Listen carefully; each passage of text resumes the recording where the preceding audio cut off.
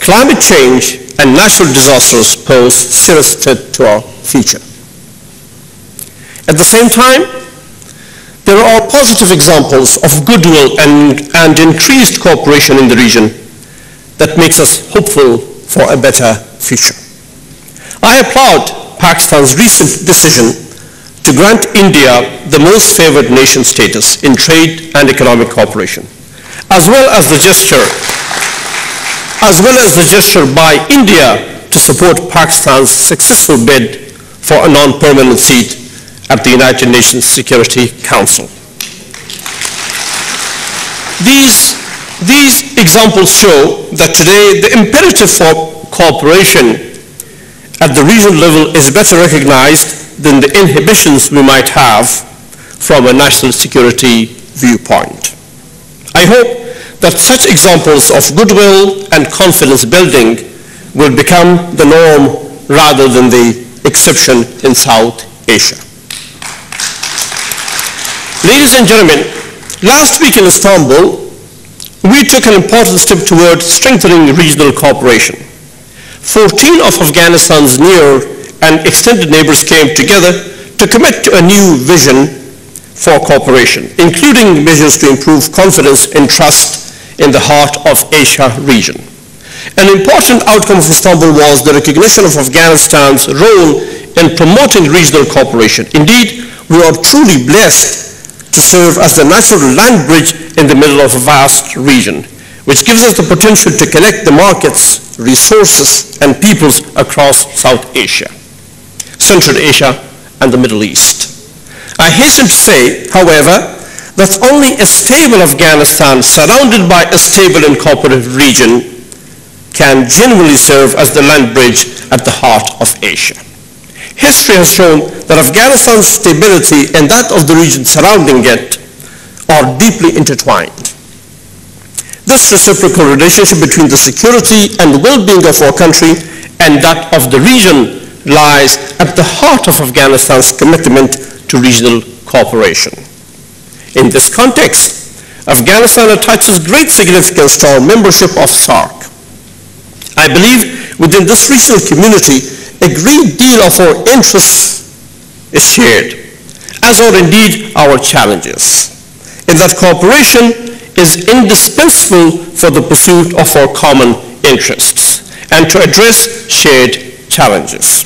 SAARC can be a powerful engine to drive regional economic growth, cooperation, and integration, as well as an effective forum for promoting understanding security in our region. In particular, we are keen to see SAARC member states work towards collective action against mutual threats such as terrorism and organized crime. Today, my country bears the brunt of the terrorist threat, which remains the biggest source of suffering for the Afghan people. The violent manifestations of terrorism are not confined to Afghanistan. Unfortunately, Pakistan is also hugely affected, as are others in our region, notably India.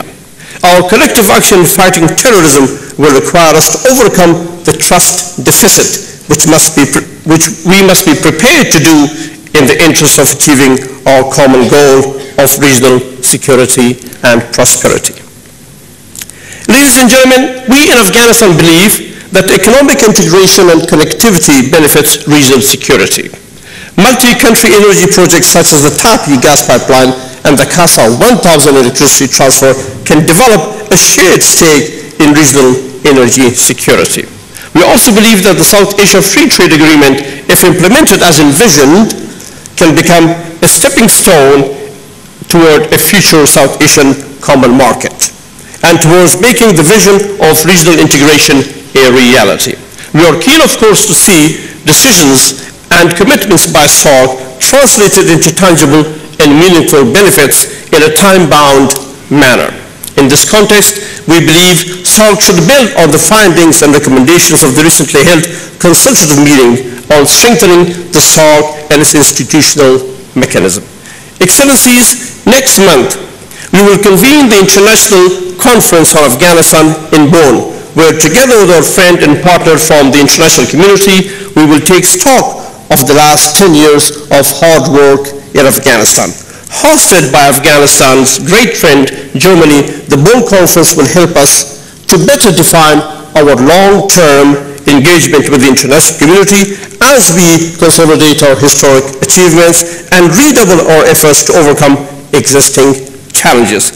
In Bonn, we will share our vision for a new paradigm of cooperation between Afghanistan and the international community and also our regional partners and neighbors. In this context, Afghanistan recently signed a strategic partnership agreement with the Republic of India, which covers cooperation between the two countries in economic, social, cultural, and society areas. Presently, we are also engaged in talks with the United States of America on a long-term strategic partnership.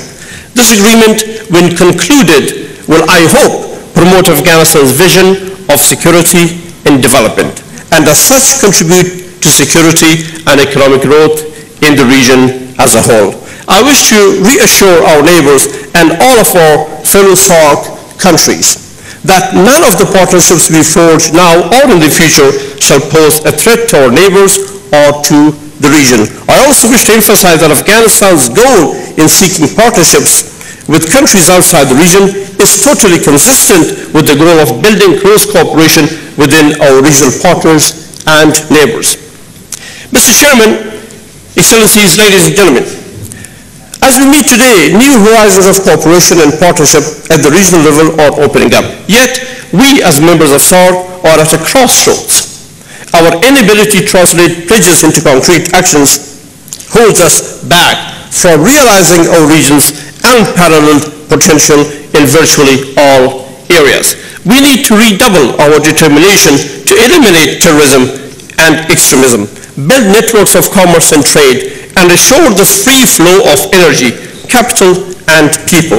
The experiences of other regions, namely Europe and Southeast Asia, demonstrate that political constraints need not be barriers to development and economic cooperation. The stakes are high, the benefits are clear, and the decision is ours to make.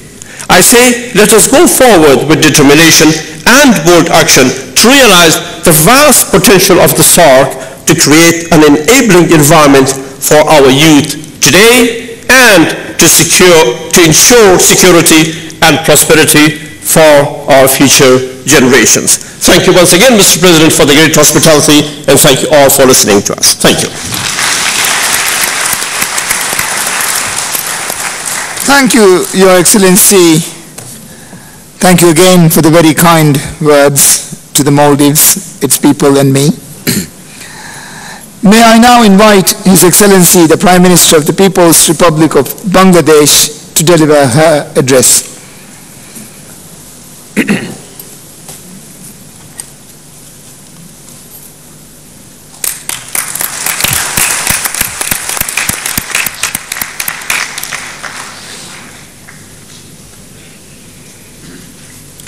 Bismillahirrahmanirrahim.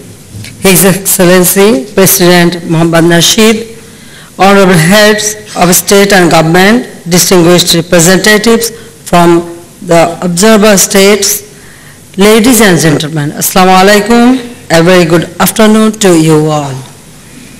I am delighted to be here in the exotic city of Addoo.